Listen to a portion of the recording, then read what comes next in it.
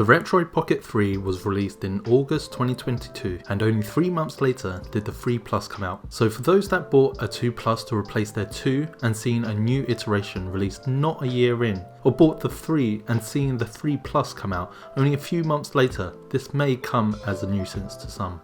Also, please stay tuned to the end of the video where I'll let you know how you can win the Retroid Pocket 2 board from my last video.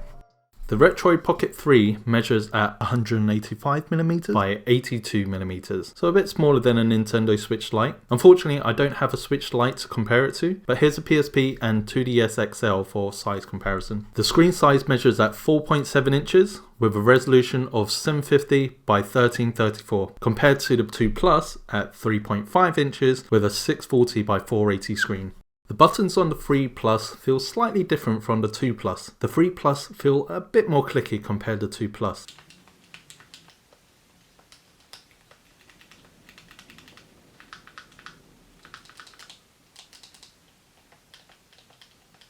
One of the first things you'll notice when playing the 3 is the placement of the start and select and volume buttons. The start and select buttons are situated on the top of the console along with the power button. There's also a side home button and the volume buttons are on the other side. This is something you can easily get used to, but it's a strange placement regardless. The analog stick placement seemed to have changed from the 3 compared to the 2 and went for an inline analog setup instead of an off-axis.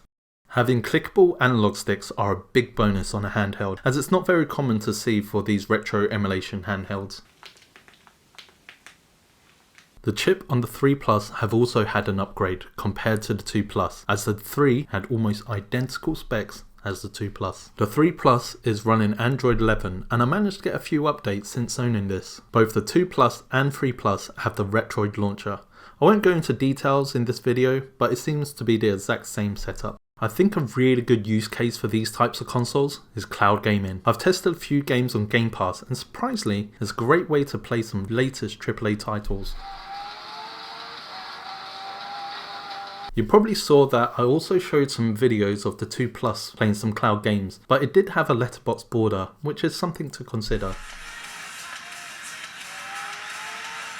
Gameplay is pretty impressive with this device, and again, like the 2 Plus, it's able to play pre-Dreamcast games flawlessly.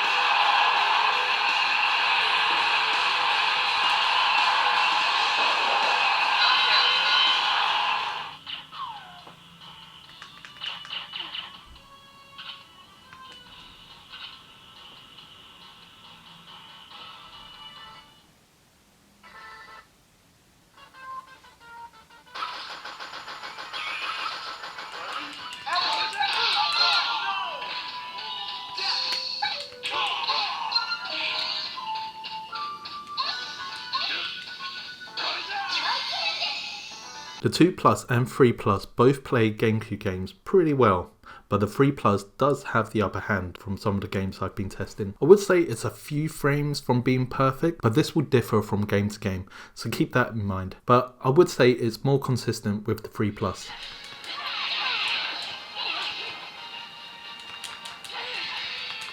PSP games are able to play at pretty much at full speed, and can even play God of War.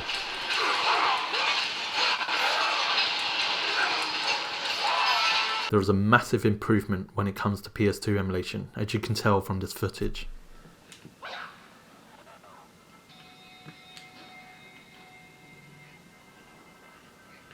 But keep in mind that this doesn't appear to apply to all games, as you can see from this gameplay of Time Crisis 2.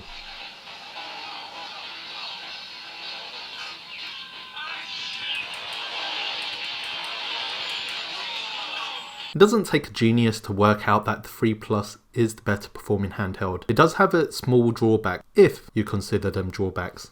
The overall size of the handheld is a bit larger than the 2, so unless you really want a portable console, the 3 is more akin to a Switch Lite.